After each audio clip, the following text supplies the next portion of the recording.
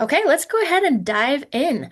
So, before I introduce you to our expert panel, which I'm really excited to chat with today, I want to give everyone a quick lay of the land with our agenda. We're going to start things off today by hearing from Jay Parsons, our favorite rental housing economist and Foxen webinar guest, among our favorites.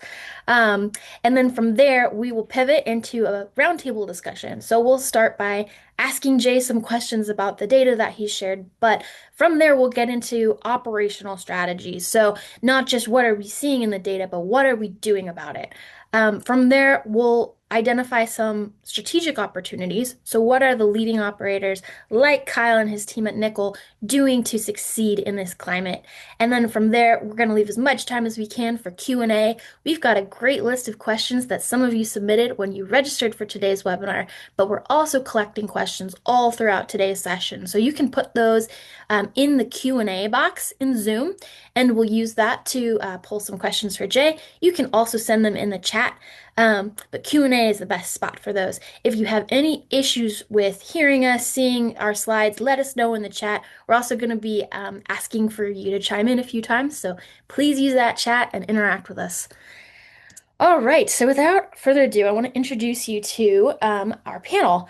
And to break the ice a little bit, we have a fun question. Well, a normal question and a fun question. So, first off, if everyone could share, where are you calling in from today, and what is the temperature or weather there? And then, second off, since we're pulling out our crystal balls to try and make predictions for 2026, it was inevitable. Who's your pick for the Super Bowl? That's coming up. And I'll start things off. I'm Megan Eels Monroe. I'm the Senior Product Marketing Manager here at Foxen. I live in Portland, Oregon, and right now it's about 31 degrees and sunny. Um, and I am going to plead the fifth on the Super Bowl. I have no horse in this race. Um, so I'll hand it over to Kevin. Kevin, can you introduce yourself to our audience? Yes, hey everyone, Kevin Jacobson, CEO of Foxen. We're based in Columbus, Ohio. It's where our headquarters are, and we're in the middle of what we call second winter here, which is there's a first winter, then there's a fake pivot to spring, and then you go back to second winter. So it's 28 degrees, but it feels like 17 with the wind chill. Super Bowl. I've adopted the Seahawks as my go-to NFC team, although I'm unfortunately this year a Bengals fan from Cincinnati, Ohio originally. So we're gonna go with Seahawks. Awesome. How about you, Kyle? Morning, Kyle Burkett. I'm the Chief Operating Officer at Nickel Investments. We're a Nashville-based owner and developer of market-rate multifamily and senior housing. It is 43 degrees, although we are all prepping for a winter storm in Nashville, dropping down to 6 degrees. I'm a Vikings fan, but also think the Seahawks are going to pull it out, so I'm siding with Kevin on that one. Fantastic. And then, of course, we have our featured guest, Jay Parsons. Jay, we're so honored to have you with us today. Thanks for being here. Can you share a little bit about where you're calling from and if you have any thoughts on the Super Bowl? Sure. So first of all, thank you for having me. Thank you everybody for making some time today for us. I'm calling in from Dallas, and for those of you who don't know, Dallas does get cold, not as cold as other places, but it's not Houston. And so we're in the 40s today. There's supposedly an ice Mageddon coming this weekend, which for those of you in the north will always get a laugh out of this. But when it freezes in Dallas or anywhere in the south, for that matter, the whole world shuts down. So. Supposed to head out for NMHC on Mondays. Hopefully, we can make that out in Vegas where there is no ice, but we'll see. For the Super Bowl, I don't like any of these teams that are left. I think the Seahawks are a safe pick, but I'll be rooting for one of the underdogs. Either the Broncos run with a backup quarterback. I think that'd be a great story. Or I don't know. I don't know if you really call the Rams a Yeah. underdog since they've done it before, but either one of them I'd be okay with. Awesome. Well, let's get into what a lot of us came here for today. Jay is going to walk us through some predictions for 2026 and share some data with us. I think Jay's got a presentation, so I'll go ahead and transition over to Jay.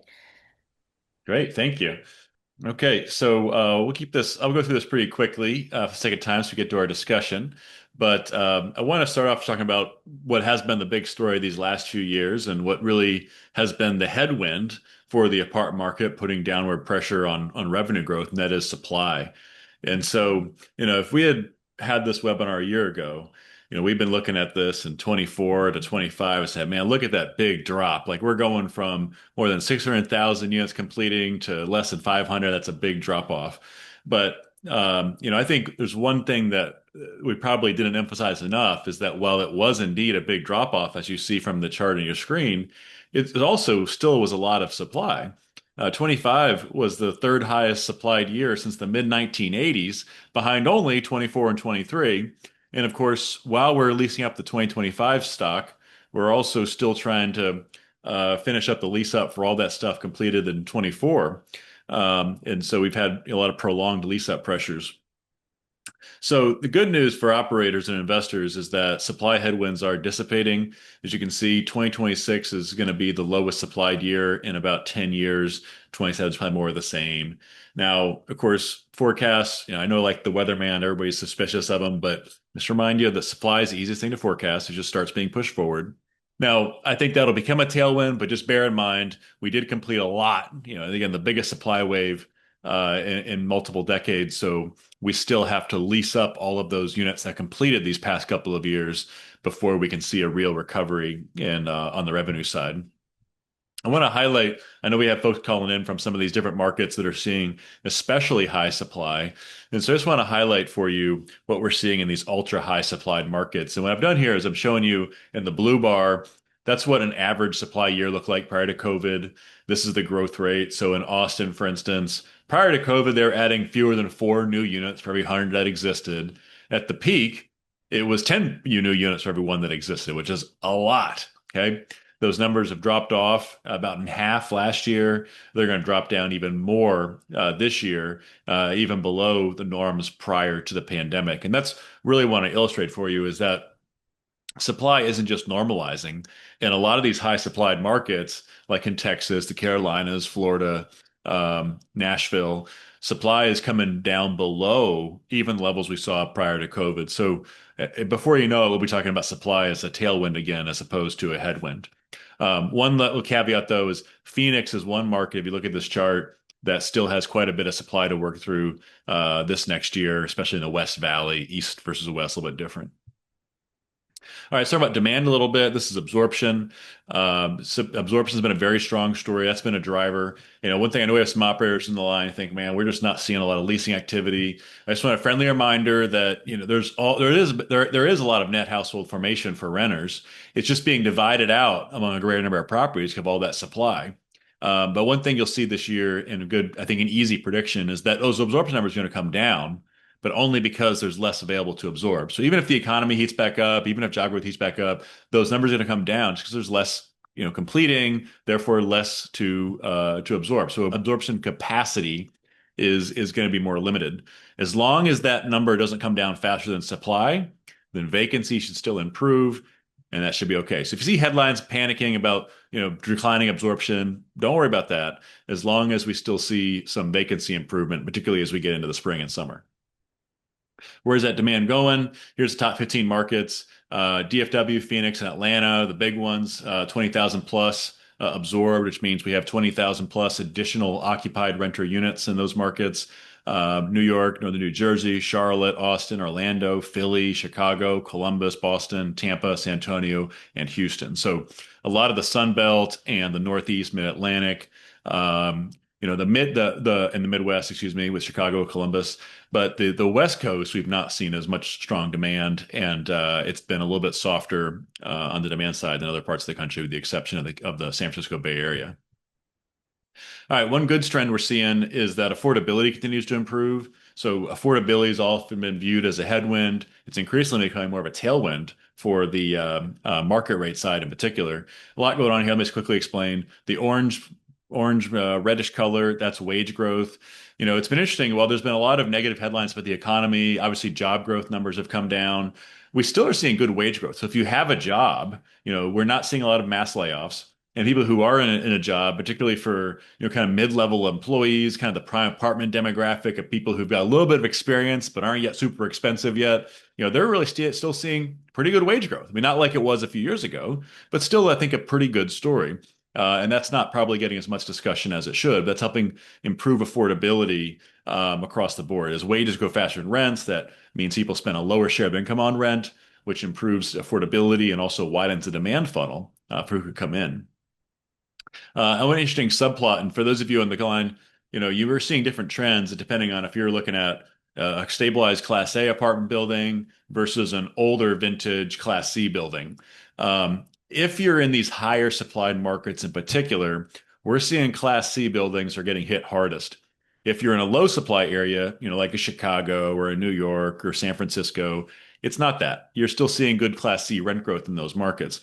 But in these high supplied areas, particularly in the Sun Belt and mountains, what's happening is they're losing their better income renters to the B market as the B market cuts rents because they're losing better income renters to the A market and the lease ups. And so this filtering effect has had a most pronounced impact at the low end. And Class C, they have to cut their rents more in order to pull in people who previously didn't qualify. So I think that's going to remain a challenge for Class C. You also people who are spending a little bit higher income toward rent. And so I think for the short term, even if we get a rent snapback this year, I think it's going to be a while before we get that in Class C to any meaningful degree. Concessions remain a big part of the story as well. Everyone's trying to compete for heads on beds, get occupancy back up. And so concession values are the highest level since prior to the pandemic. This year, I think one prediction is we'll see is assuming the economy is in decent shape, I think we're going to burn off some of these concessions, not all of them in one leasing cycle, but I think we'll be able to see concessions come down a little bit. And that alone should help effective rent growth because effective rents include the concession. So if you remove even some of that concession, if you go from 2 months free to 1 month free, that's effectively more than 8% increase at that property. So I think we'll see enough of that would drive some effective rent growth. Particularly, I think it'll be more in the A and B market to start with. Now, one headwind prediction I will say though is that we've had this chart showing you new lease rent growth versus renewal rent growth. And this is on a lease over lease basis nationally over the last 3 years, and renewals have been really just that's been basically saving the rent rolls these last few years with the weak new lease rent growth and really rent cuts. The growth we do see in NOI is really coming from renewals, but you can't really sustain that very long without new leases going back up. So what's happened is in 21, 22, new leases grew a lot faster than renewals. That allows us to build up that loss to lease cushion, which basically meant that someone coming in the front door as a new lease signer was paying a lot more than your in-place renter. Now that's flipped. The renewal rate increases have caught up. We've had 3 straight years. We burned off that loss to lease. Now we have these gain to lease situations. And so you're going to have situations where your residents are potentially paying more than what somebody's getting offered to coming in new. And then you send them out a renewal offer. And if you're even keeping it flat or increasing slightly, they can look at your website saying, hey, wait a minute, you're giving a better deal to someone coming in the front door. Why should I pay more when I'm a renter in good standing? And so, that could be a headwind if we're not adjusting that on the renewal. And we're seeing some cases even renewal concessions are being offered. There's an article in the Wall Street Journal recently highlighting an example of somebody in Denver getting a 2 month renewal concession, which is obviously very unusual, but we could see more of that. But really, I think the industry, particularly in higher supply markets like a Denver and a Phoenix and Austin, they really need to see some new lease rent growth in this spring in order to allow for some even normal 2-3% renewal rent growth to continue to occur. Otherwise, that gap is just going to continue to widen, and that's going to make it harder even to push renewals, even if people could afford it. Because even if you could afford it, nobody wants to pay above market. Real quick take on the different regions of the country, since I know we have folks in different parts of the U.S. Midwest continues to be pretty solid. I think we had some differences across the region, but for the most part, pretty steady. The Northeast continues to be lifted by New York City in particular. Continue to see good growth there in the market rate side, and then so some challenges though in Boston. That market's been a little bit softer given the cuts in research funding impact some of those schools, as well as a number of international students who have dropped off. DC's on market, it's been soft for second half of the year due to the government shutdown as well as Doge cuts, but I think that market should see some improvement now that stuff seems to be behind us. And then the West Coast, that is continued to be that's been a little bit of an enigma of late. Really, really continued strong numbers in San Francisco Bay Area, San Jose, Silicon Valley, and San Francisco itself, as they've took it so hard during COVID that now they're starting to see a real strong rebound with jobs coming back there, and people coming back into the office, and even the quality of life improving in the city. But the rest of the region has been pretty soft. Southern California, especially LA, has been weak. Seattle still has some supply to work through. It's been pretty flat. And so we'll see how the Orange County, though, in Southern California has been a lot better, a good bit better than Los Angeles, I should say. And in the Sun Belt, I'll say that while it's still weak, we are seeing signs of progress. Almost all the Sun Belt markets are seeing incrementally better momentum over these last 2 months, meaning that while rents are still falling, they're falling less. And we're seeing especially good momentum in Atlanta, as well as some early signs of a momentum occurring in Dallas and a handful of other places as well. So we'll see where that goes. And lastly, to kind of tee up our conversation, I just want to leave you with this. This is Consumer Sentiment Index from the University of Michigan survey. One of the most mind-boggling stats to me right now is that consumer sentiment today is lower than it was in 2009 during the Great Financial Crisis. And I got into this industry in 2009. I remember that time. It was terrible. Unemployment was double what it is now. So this makes no sense to me, but also just reflects the reality that there's a lot of other things that impact people's sentiment. A lot of it's, politics, news, noise, all those things. And so the reason though I think this is important is if sentiment remains low, weak sentiment has an impact on behaviors. When businesses feel uncertain, they're less likely to hire. Some of you know this very well from your own companies.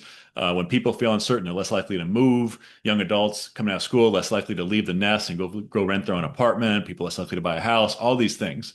And so my hope is that we see consumer sentiment start to improve. And I think that'd be a good sign for housing demand, for apartments, and for the broader economy as well. Nice. With that, Megan, I'll turn it back over to you. Thank you so much, Jay and Kevin. We've got a lot to dig into there. That was fantastic. So thank you very much, Jay. Before we do, we have a poll for all of you. We'd love to hear, just how you're experiencing some of these trends that Jay talked about. So I'm going to go ahead and pop that poll up. Please take a moment to let us know which of these economic challenges has been, top of mind for your portfolio. Um, and then while I do that, we are going to move our deck forward. So we've got a few options here. Slow or no rent growth, higher vacancy rates. Another one is rising operational costs, just the cost of doing business. Or maybe it's something that we didn't include here. In that case, let us know in the chat. We would love to hear from you all. From our panel, do you all have a gut feeling about how this is going to go? A and B. Yeah, I think A and B. I think we'll get into the cost side, but in fact, I meant to mention this, but I don't want to sour the votes though. Let's see what people say. All right, it looks like we still are waiting for some of you all to participate. Get in there. Get in there. Well, there's one that's popping out. Not by an incredible lead, but much higher than the others. We'll see if the tides turn.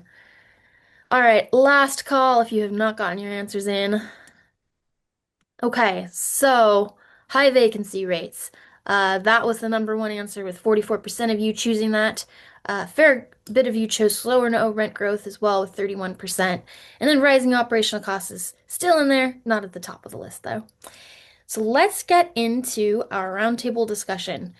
So let's keep with the rents topic. So, Jay, you shared a little bit about where things are heading. But overall, do you think the market's gonna begin to see positive rent growth in 2026?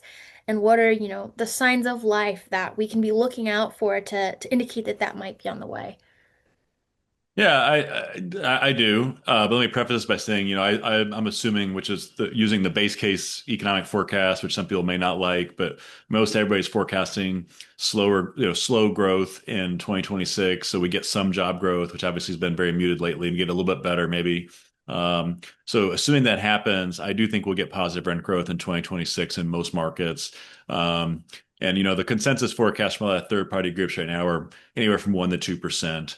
And I think that's plausible, but I think you could also make a case that 2026 could exceed that. You look at what happened after the Great Financial Crisis in 2010. There was a initial period there where, in the initial recovery, rents kind of snapped up a little bit more as I mentioned earlier, because concessions got burned down, and they kind of moderate a little bit. So whether that happens the second half of this year, early next year, I do think we'll see that again. So, of course, if the economy slows down or we don't get any hiring, then, that forecast change. But I would take the over on 2% for 2026, assuming we get some economic growth.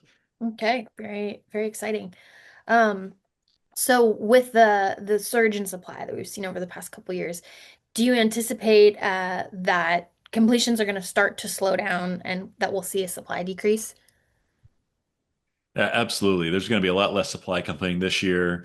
And if you think about like the challenges facing development right now are very stiff for a ton of reasons, which we don't even need to cover all those things, but it's just very hard, as some of you know. So I think we're going to have a few years here of very low supply. And until rent growth really materializes again, it's going to be hard to get anything started to any kind of significant degree. So I think we'll be low supplied for likely the next 3 years. And even after it picks up, it'll be a fairly moderate pickup, I think, relative to what we just went through. Mm-hmm. So with everything that we just talked about, this leads to changes that operators have to make in order to succeed. So I'd love to open it up here to Kevin and then Jay, if you have thoughts as well. But what are the big picture operational adjustments that multifamily property management teams should be focused on given these tough market conditions? Yeah, so we have the benefit of working with over 200 multifamily operators as clients at Foxen. So while that's not our business directly, we get to see a lot of different clients and hear from them what they're prioritizing, and it ties really well with what some of the information that Jay shared and the results of the survey as well. Three things people are definitely thinking about what to do about rent growth being flat or down. This is causing people to critically evaluate what ancillary revenue streams exist, and that's you have to balance that because you can also over ancillary and over fee and all that. So you have to really figure out what's right for your strategy. So that's one.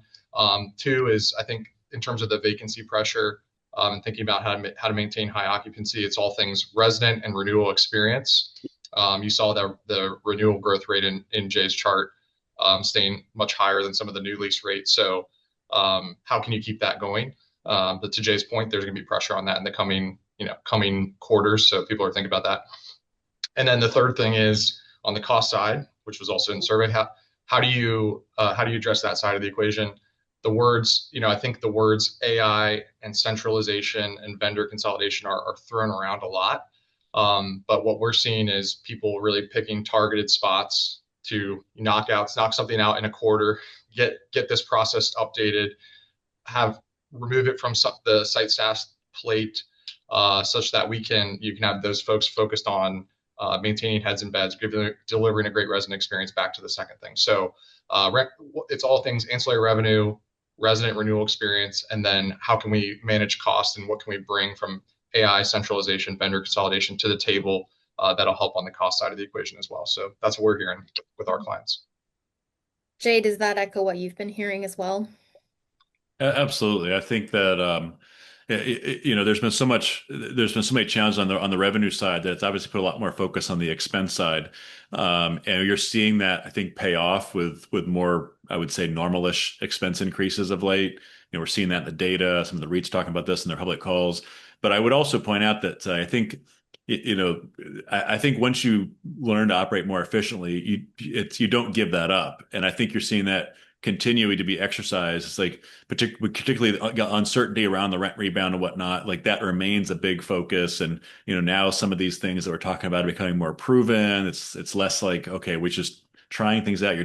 There's more reliance on ideas that are more established and more utilized in the market. And so I don't think we're going to go backwards. I think if anything, we'll continue to see a big effort to focus on efficiency. And I think you'll see more efficiency gains as groups as these methods get more established and we get better at using them. Mm-hmm. Well, how about you, Kyle? I'd love to hear a little bit about, what operational adjustments has your team at Nickel made to adapt to these occupancy trends? Sure. A lot of what Kevin and Jay have shared over the last 2 years, we've really focused on expenses, heads and beds, and retention.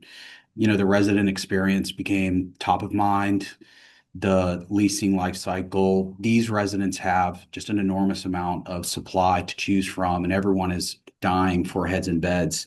So when we gave away big concessions, we tied those to longer lease terms. Everybody can pick the lease terms that they offer on site, and we changed that from like 3 to 12, and then moved that up from a minimum of 9 leases to, or excuse me, 9 months up to 18 and even 24 months when we had an opportunity. And so catching that in the beginning, seeing the supply coming, keeping heads and beds and residents happy, super, super important for us. And then the expense side, vendor consolidation, to Kevin's point, and then focusing on only spending what we've got to spend to keep cash flow high and occupancy high as well. Hmm. Excited to dig into all this a little bit more. We have, a whole section where we'll talk more about strategic opportunities for 2026. But I want to pivot and talk a little bit about AI. This is something that's come up and it's on everyone's minds.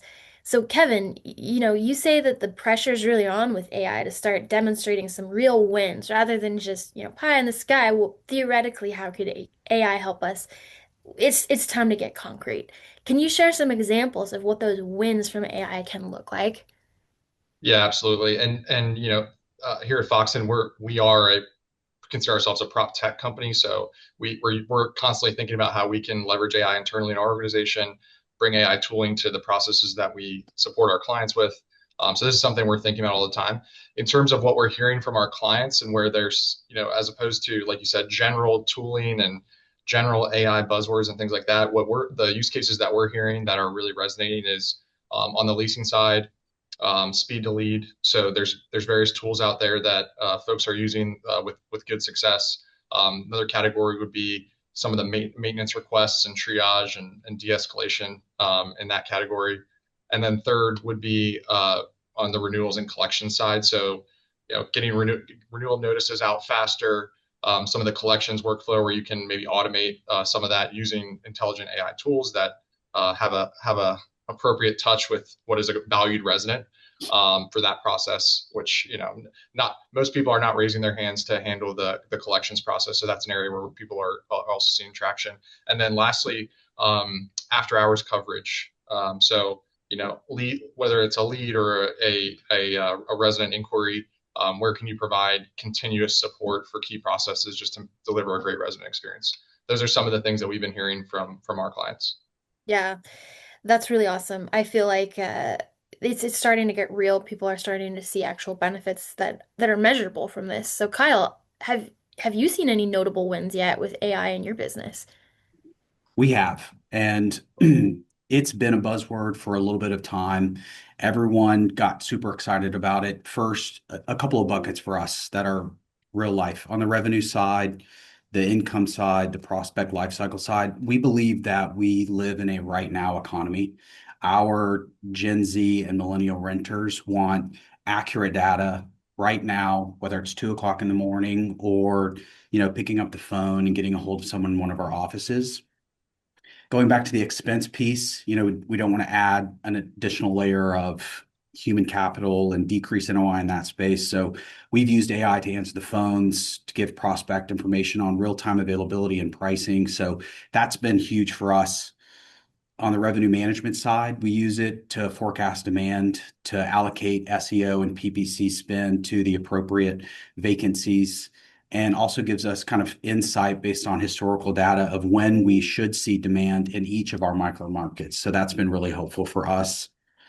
From a cost savings perspective, keeps going down the income statement. We push AI ChatGPT enterprise version down to our site level associates for things like, telecom contract reviews or much more professional resident notices, lease audits. You can use AI to find discrepancies on a rent roll very quickly to keep, your rent roll matching what the actual leases say. So that's been super helpful.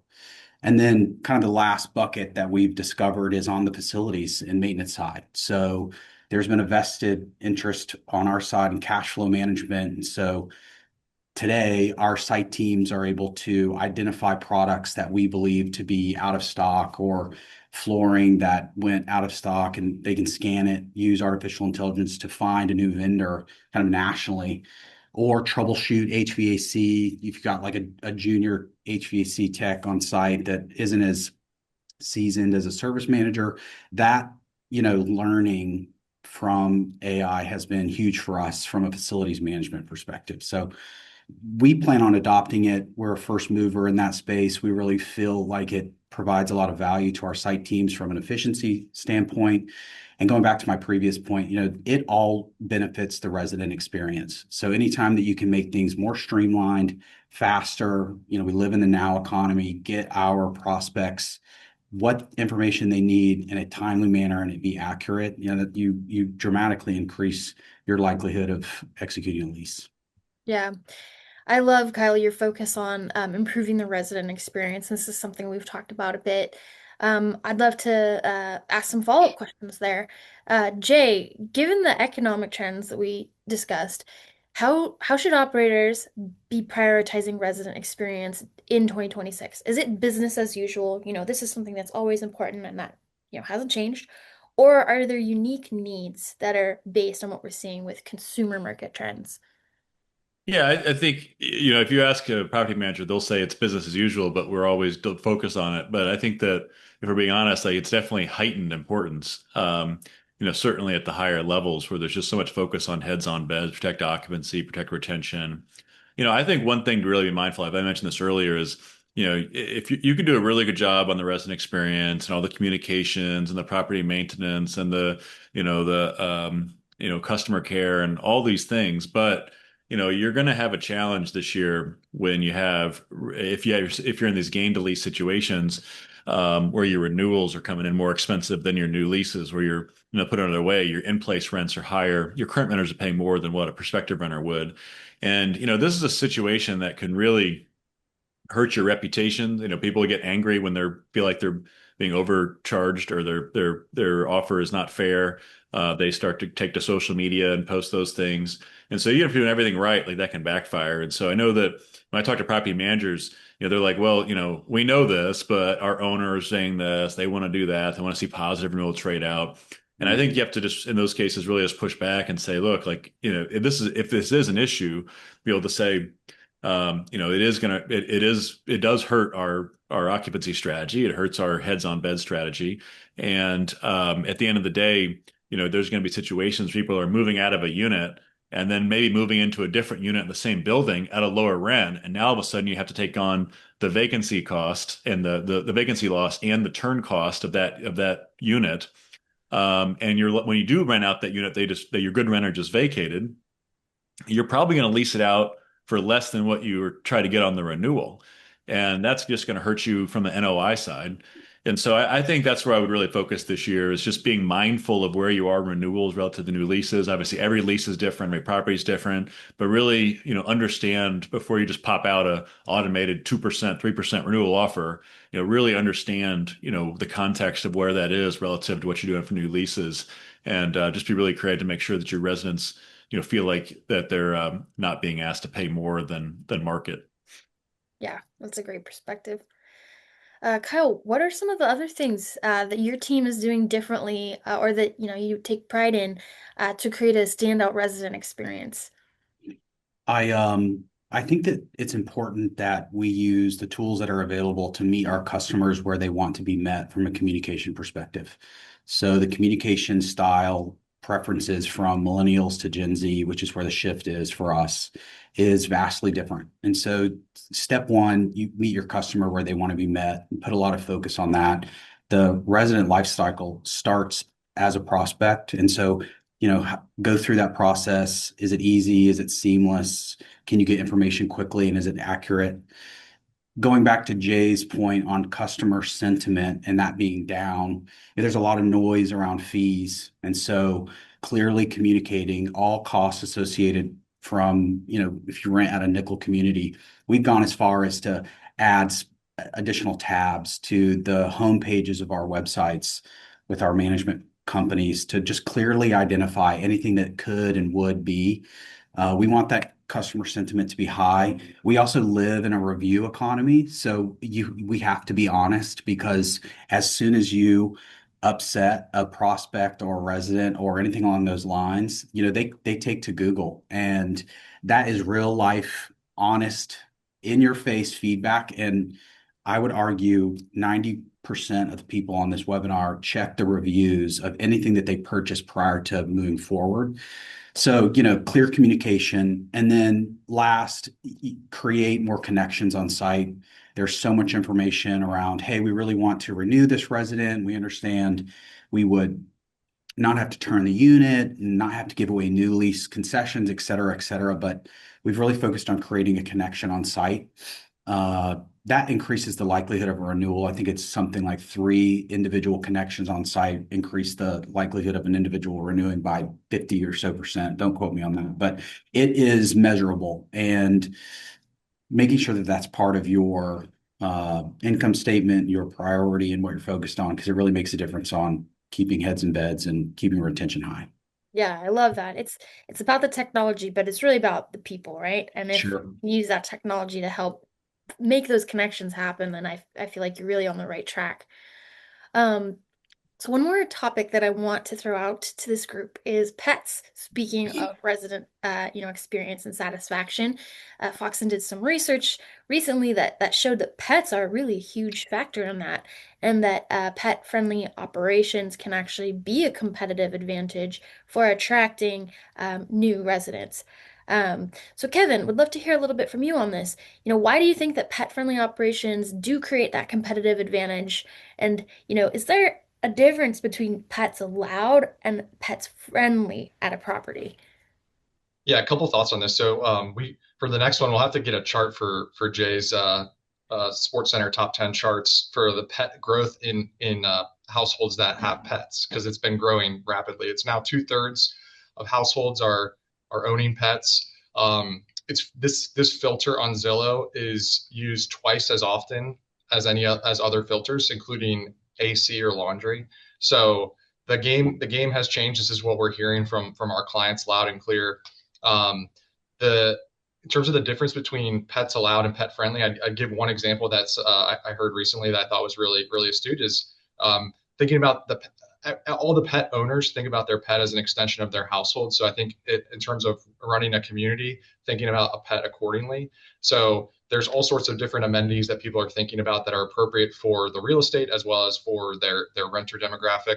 But a good example is at a dog park, if in a very sunny area of the country, is there a shade? Is there a shade Yeah. where the owners can stand and not get burned in the sun while their dogs are getting some exercise, as an example? So thinking about things like that is to me the difference between pet friendly and of course you have to consider what's appropriate for the real estate and those sorts of things. But pets allowed just is really not considering those types of things. So I think it's just a level. It's kind of a level of intentionality and effort is what we're seeing, and the results are really significant. Pet friendly units lease 25% faster, residents stay 20% longer, and it could be a competitive advantage. There's some numbers that suggest 11, 12% of properties would be considered truly pet inclusive. So as you're thinking about maintaining earning renewals or increasing occupancy, things like that, we think that the pet experience is a differentiator, and that's why we launched our solution Pet Clear to help our clients navigate all the challenges that come with that. Yeah, that's fantastic. Kyle, how do you approach pet management at Nickel? Well, everything Kevin said is true. I don't know of a firm that isn't pet friendly. I highly encourage you to be pet friendly. It goes back to that connection conversation. This is an incredible opportunity to create connections within a multifamily property. People love their animals intensely. And so there's so many resident events and functions that can be associated with that. It increases retention. Additionally, at Nickel, we generate $102 a unit annually on our multifamily projects that are pet friendly. So it's also a huge revenue boost as well. So highly recommend it. I read the same article about the shade at the dog park Yeah. because we install them retroactively. We're primarily an acquisition based growth firm. And so we'll buy an asset and it'll have this beautiful, landscaped pet area with, no shade, nowhere for the human beings to sit and stay comfortable. So, um, and we're clients of the Pet Clear. We're big fans of the Foxen team and really have enjoyed the transparency, specifically around the ESA piece, because that is such a hot topic right now. And I feel like in markets like Tampa, Florida, for example, they're just running ads for, hey, click this link and you can have a support animal too. And you know, we have to be mindful and respectful of our residents with disabilities, but at the same time, it's something that you have to audit, and um, it makes a big difference to the bottom line when you're pet friendly. Yeah, absolutely. Well, if anyone is curious about this topic, if you go to Foxen's website and check out our resource center, we actually published some research about pet management in multifamily communities. I highly recommend taking a look at that. Um, so we're about to wrap up the roundtable section of our session today. We'll have some time at the end for audience Q&A. But to transition us into that, I want to focus on strategic bets. So question for you, Kyle. In what areas of your business are you really focusing and making strategic bets for 2026? Where are you seeing opportunities for significant growth or for performance improvement?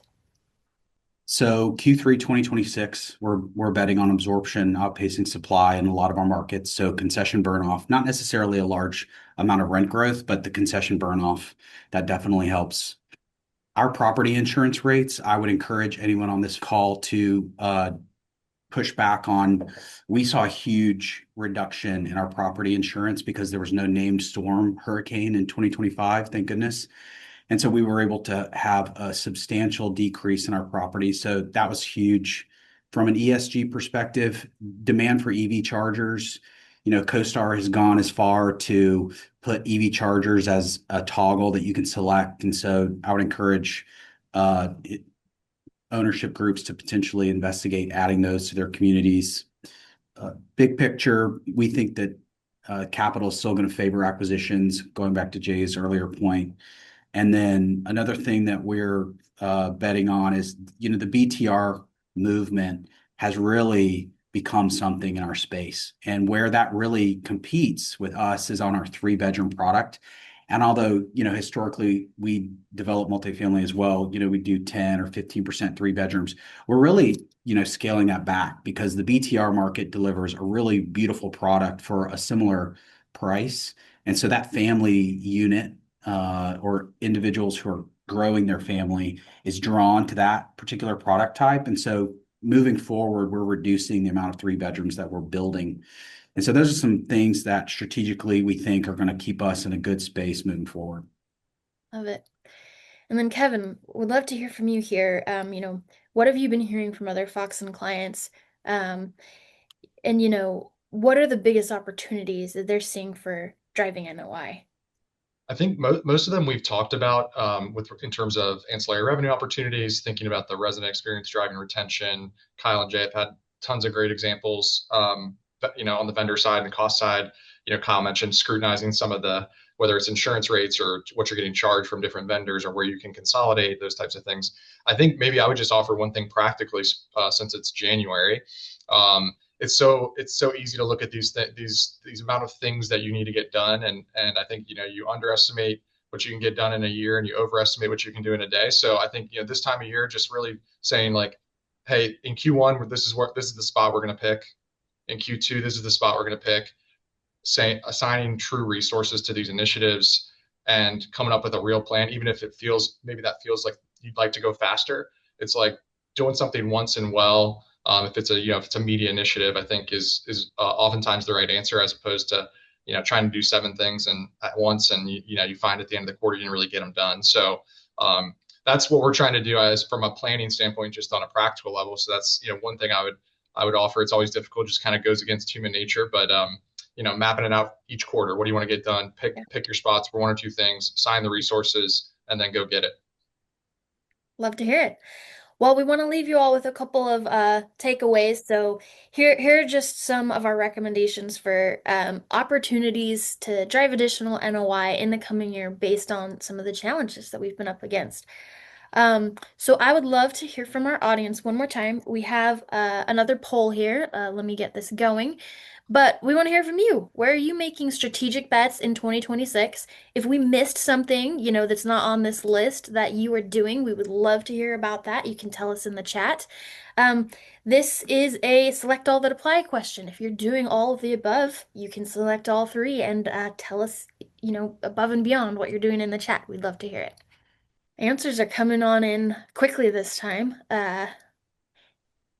It seems like AI is a favorite among everyone here today.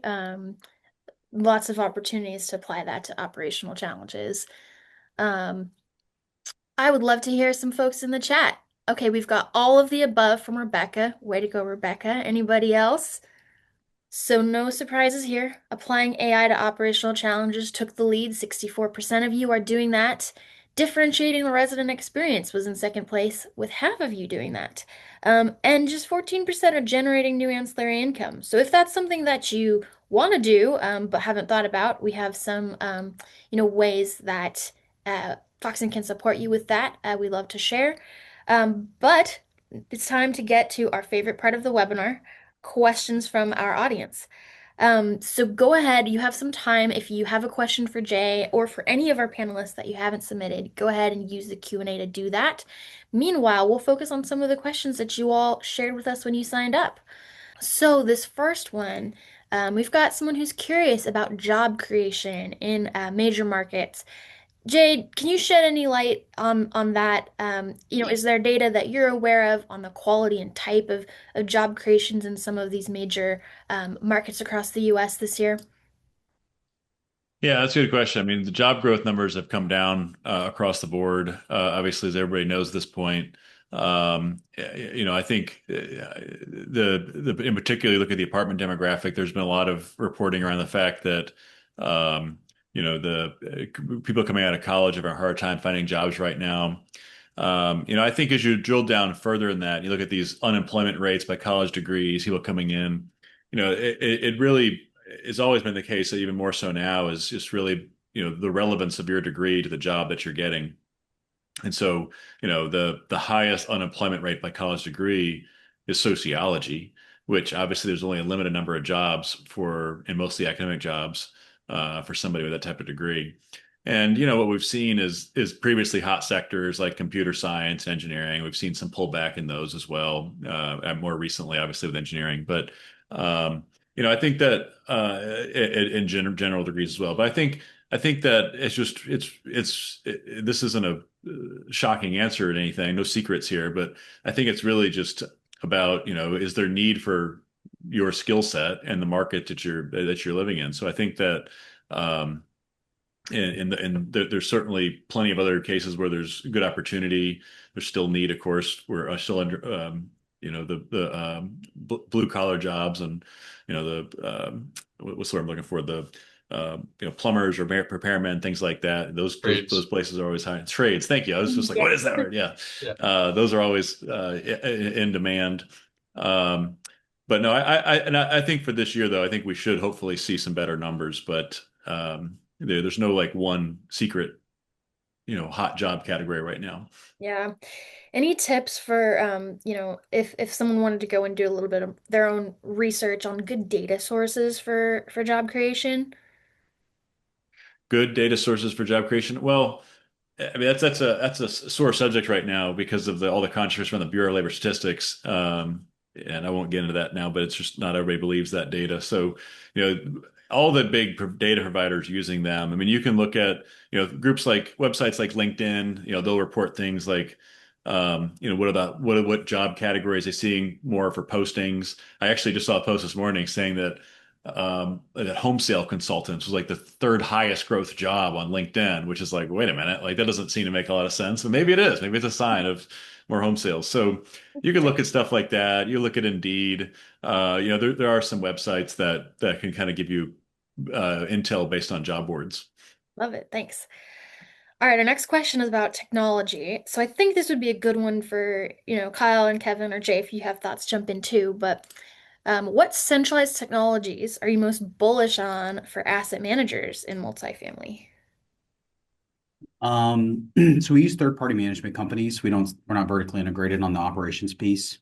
So a lot of energy and talk around centralization. I think in markets like DC, New York, where you have a significant amount of units in a very tight space, you can centralize the maintenance function. I've seen a lot of that.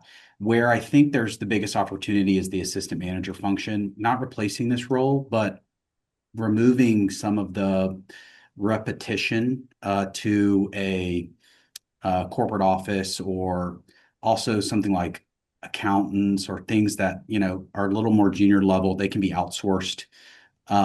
Specific to multifamily, though, I think the assistant manager role is seeing a lot of attention from a centralization perspective. We don't necessarily have that lever because we use third-party management companies. So we do underwrite the differences between operators who put together a 5-year pro forma with and without centralization. So we are incredibly interested in the cost savings because that is the kind of elevator pitch. By centralizing a mid-level employee, the assistant role, do you have some efficiencies on your payroll and, just have a more robust sales team? I personally haven't seen that completely vetted out, but it is getting a lot of attention and energy from a lot of big names. So I do anticipate the efficiency and the popularity of that for sure growing. Yeah, it's real interesting. The conversation around centralization, I think, you know, you can think about it in terms of staffing models, but also in terms of just technology. Like if you're still operating with distributed or site-specific teams, you can still centralize some functions or even centralize like communication, making sure that everyone's on the same page by using technology. So it's not like centralization is something that looks the same for every portfolio. From a technology perspective, I would encourage everyone to centralize. The more things that you can put under one umbrella from an asset management perspective, the more power you have on your prop tech company to push their price down. So this is a push and pull. If in the event you go to a provider who has a suite of products and centralize into one kind of provider, you have power as an asset manager to drive the expense down from them.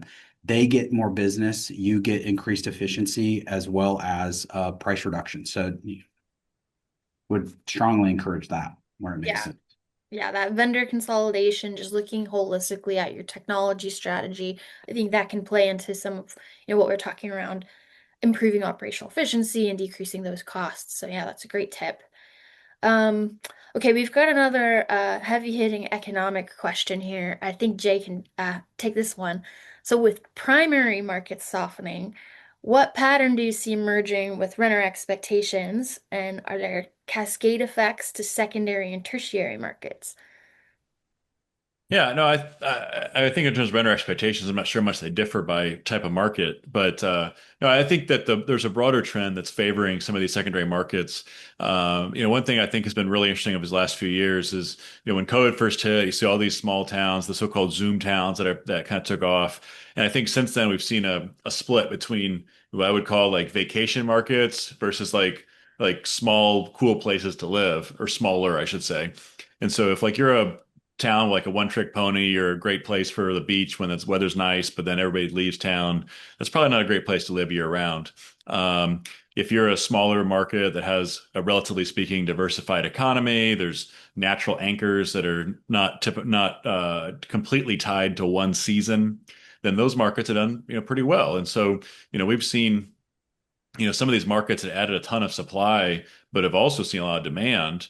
I think do have some staying power. I mean, places like Boise, places like Wilmington, North Carolina, Savannah, Georgia, Greenville, Charleston. I think these type of places, are going to continue to be well positioned and even becoming, quasi-institutional in some way of seeing, institutional quality apartments and renters who want to live in these places and either have jobs in those markets or are commuting, relatively infrequently into a major MSA to work. Interesting. So our next question kind of touches on that too. I think this is a developer perhaps asking this. What key indicators are you following or watching for signs that a market is primed and ready for more multifamily development? Yeah, Um, that's a great question. I mean, I think there's a lot of ways to look at this. Obviously, every site's specific, and so if a deal pencils out, it's great. But I mean, just at a high level, I think what you like to look for is you look at your developments. It's a comp following business, and so you're looking at other properties built in this last cycle, this last 5 years. What are the rents at? How much of rents down from the peak, and also concessions. And so Mhm. as concessions burn down those newer properties and rents start to increase, I think that'll be a signal that those markets can support more construction again. And obviously, getting vacancy back down as well. So the demand's going to catch up in these places, just trying to stay ahead of it. And when those things happen, it'll be an early sign of that. Yeah. All right, we've got one more question that's more on the operations side. So I think this would be a great one for you, Kyle. What have been some of your highest ROI initiatives around expense reduction, over the past couple of years? Gosh, great question. Um, we bundle all of our ancillary expenses, which not only makes it easier for the renter digest, but gives us the ability to increase our profit margin on some things that we're allowed to do. Um, on the expense side, hmm, that's a that is a good question. Um, that's what comes to mind first as more income focused. Yeah. The expenses, from we try and forecast what we are going to spend anyway. So a big initiative going into 2025 and 2026 was on the HVAC side. So we have a transition of refrigerant again, which, as many of you know on this call, that happens every 4 or 5 years. And then the cost of refrigerant skyrockets, which in markets that we operate in, primarily the Southeast and Florida, where we have our, majority of our holdings in multifamily. We're pre-purchasing a lot of that at lower rates, bulk Smart. purchasing where we can. So procurement is really important. And then uh, the trying to use actually AI to figure out the best price and the easiest way to get things. It's been wild because you have a lot of things like tariffs that have affected prices of paint. And then it is difficult for everyone on this webinar to find qualified individuals who want to work in maintenance. So I think from a need perspective, the trade piece has become increasingly more uh, difficult to hire good qualified people in that space that want to work for you for 2 3 years. So taking great care of our employees, improving retention from a human capital perspective, and then when we see big expenses from our T12, figuring out with our facilities and construction management team on how we can potentially bulk buy things like refrigerant, which we did. That comes with a couple of other challenges as far as like managing that stock because it's like gold sitting there. But those are a couple ways that we try and be proactive to control expenses. Yeah, that's really smart, your procurement strategy. Kevin, do you have anything to add there around what you've seen with, other Foxen clients? I think we've talked about risk management as a part of that puzzle. Anything to add there? Yeah, I think Kyle kind of hit it earlier, but people have taken a hard look at just insurance costs across and therefore managing risk across the spectrum, whether it's making sure you have good bids on your property or commercial insurance, implementing renters insurance compliance programs like what we do at Foxen. Those have definitely been, although the property insurance market seems to have softened a bit relative to where it was 2 years ago. But those are some of the areas that people have seen some big lift in addition to what Kyle said. That's great. Well, we are just about at time here. But before I let you all go, I have one last question. Would you be interested in a free strategy session with someone from Foxen? Kyle has also expressed some enthusiasm to join on this. We'd love to help follow up with you, talk about some of these things that we identified as major strategic opportunities today. Um, Risk management, ancillary income, or something else. I'm going to go ahead and get our poll going. If you'd like for us to follow up with you, just go ahead and hit yes there. If you're not sure what you'd want to talk about, that's all good. Just hey, let's talk about something else. I think these can be really valuable, looking ahead to the year to identify opportunities to, generate new sources of income or to find some opportunities to better manage risk. And we've got some members of our team who are real knowledgeable here, would love to just, work with you and generate some ideas. Kevin, Kyle, Jay, while we wait for everyone to respond to this poll, do you have any parting thoughts for us? We did a poll on our side, Megan, and we determined that you're a great webinar host. That was confirmed I by all three agree. participants. So those are our thoughts. Great job. Thank you so 100%. much.